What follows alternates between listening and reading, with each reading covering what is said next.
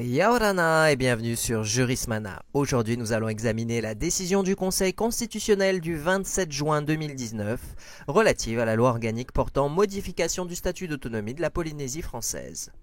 Pour rappel, le Conseil constitutionnel est une innovation de la Ve République et a notamment pour mission la charge du contrôle de conformité de la loi à la Constitution. En bref, il vérifie si les lois sont conformes à la Constitution et peut être éventuellement saisi avant la promulgation d'une loi ou indirectement après par l'intermédiaire d'une question prioritaire de constitutionnalité. Détail intéressant, il doit obligatoirement rendre une décision pour les lois organiques, c'est-à-dire les lois qui précisent directement l'application de la Constitution. Or, le statut de la Polynésie française est une loi organique d'application de l'article 74 relatif aux collectivités d'outre-mer. Une loi organique de modification du statut polynésien ayant été définitivement adoptée les 22 et 23 mai 2019, respectivement par le Sénat et l'Assemblée nationale, il était incontournable que le Conseil constitutionnel soit saisi de la question. Cette décision est relativement courte et met en exergue l'article 1er, l'article 10, l'article 15 et l'article 23 de la loi organique de modification. Le deuxième alinéa de l'article 10 est déclaré contraire à la Constitution, sont organiquement déclassés l'article 1er et le troisième alinéa de l'article 10, tandis que les autres dispositions de la loi organique sont conformes à la Constitution, bien que le Conseil apporte quelques interprétations sur certains d'entre eux. L'article 1er de cette loi organique reconnaît notamment que, et je cite, « La République reconnaît la mise à contribution de la Polynésie française pour la construction de la capacité de dissuasion nucléaire et la défense de la nation ». Cette disposition a fait beaucoup de bruit dans les médias et le milieu social et politique polynésien.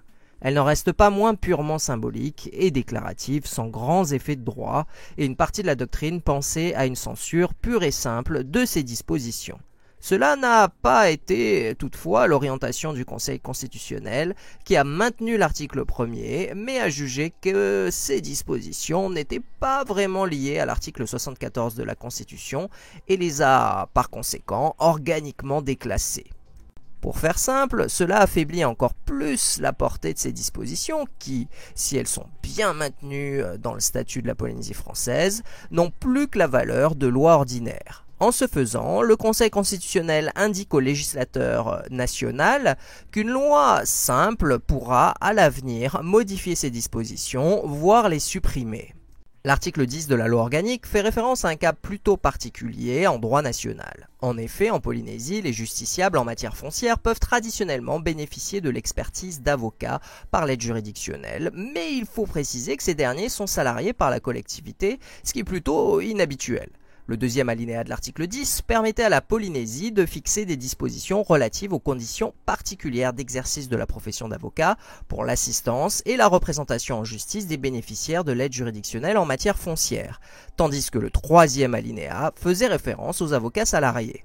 Le Conseil constitutionnel a considéré que le deuxième alinéa était contraire à la Constitution car il permettait un transfert illégal de la compétence régalienne relative à l'organisation de la justice, ce qui est expressément reconnu comme non transférable à l'article 73 et 74 de la Constitution.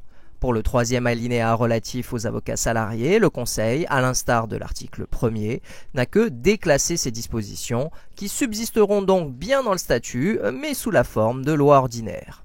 L'article 15 est intéressant car comme l'article 1er, son sujet relatif à l'exploitation des ressources a défrayé la chronique jusqu'à l'Organisation des Nations Unies. Pour rappel de contexte, et nous avions réalisé une vidéo sur le sujet, la Polynésie française est compétente pour explorer et exploiter ses ressources naturelles biologiques et non biologiques sur Terre et dans ses espaces maritimes, sauf exception des matières premières stratégiques qui relèvent de la compétence réglementaire du pouvoir exécutif national, mais qui ne sont pas vraiment définies aujourd'hui.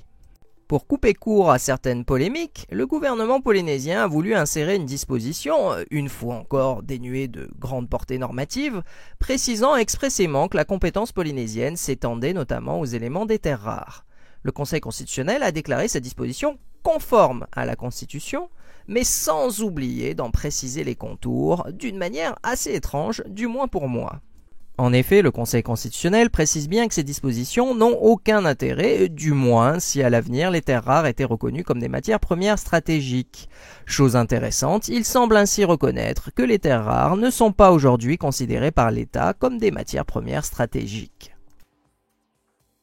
Plus étrange, il ne référence non pas l'article 14, quatrièmement relatif aux matières premières stratégiques, ce qui aurait été suffisant, mais cite plutôt l'article 27 du statut qui précise que la Polynésie française exerce ses compétences dans le respect des sujétions imposées par la défense nationale. Pour simplifier, cette référence rappelle qu'en temps de guerre, l'autonomie s'effacera au profit des besoins de la défense nationale, ce qui est certes juridiquement exact, mais à mon humble avis politiquement dangereux et superflu selon moi, étant entendu que l'article 27 ne se limite pas aux matières premières stratégiques. Pour finir, l'article 23 de la loi organique a été mis en exergue par le Conseil constitutionnel. Ces dispositions modifient l'article 93 du statut de la Polynésie et est relatif aux attributions du Conseil des ministres de la collectivité, plus précisément en matière de nomination ici. L'article 23 permet à ce que des lois du pays y ajoutent d'autres emplois ou fonctions et a été déclaré conforme à la Constitution en ce qu'il est suffisamment précis et encadré. Et voilà, nous en avons terminé avec cette synthèse de la décision du Conseil constitutionnel du 27 juin 2019 relative à la loi organique portant modification du statut d'autonomie de la Polynésie française. Merci à tous et à très bientôt sur Jurismana. Parheane!